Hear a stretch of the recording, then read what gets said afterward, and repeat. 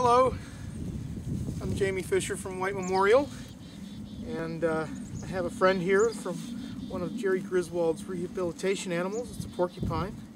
It's kind of coincidental that she has an animal in her care, and we've just documented for the first time on our property porcupines out in the Five Ponds area.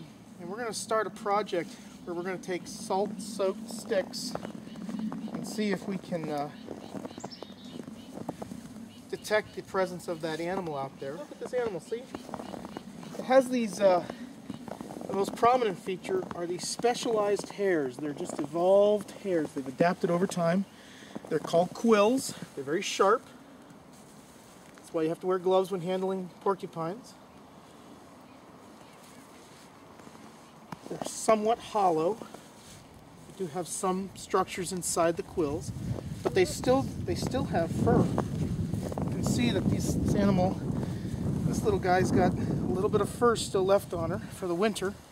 So they are a mammal, and they're a rodent, but they're a very different rodent. Oops, kind of clumsy. Let's see if we can walk with her for a little while and track her just a tiny bit. You can see she kind of waddles. You can see she has real sharp claws so that she can climb. You can actually see the claws in her tracks. So take a look at those claws. They're really big, really large and well adapted for climbing trees. That's where they get their food, is the bark of trees at certain times of the year, and then they'll eat the twigs and the buds and the leaves. Really big, thick pads on the bottom of their feet. Look at those quills. They go all the way down into her face, but not quite to her nose. And that's a potential weakness. Fischers actually take advantage of that. And that's how they strike at them, because Fischers are an important predator of porcupines. You can see just the bottoms of her teeth. Large incisors, so she's truly a rodent. Kind of orangish color. Very sharp. Well adapted for gnawing bark and other vegetation, and chewing other vegetation. She doesn't have quills on her stomach, so relatively speaking, the quills are primarily on the back and her limbs and her tail. And you can see that she's quite curious. Either that or rather indignant with me keeping hold of her.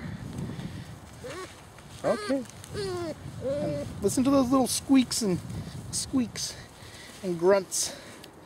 Their vocalizations. This is a rather young porcupine, probably less than a year old.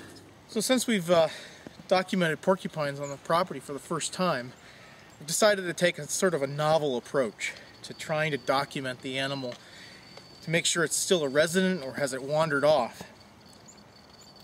Porcupines have a really strong salt drive in the spring, from April until about July.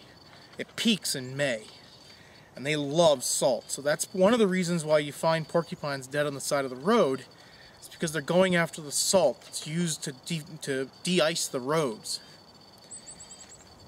So what I've done is I've taken these wooden stakes, 20 inches long, 1 inch by 1 inch, and they're made out of pine. They're pine stakes, and I soaked them in salt water that was equivalent to seawater for about 4 days.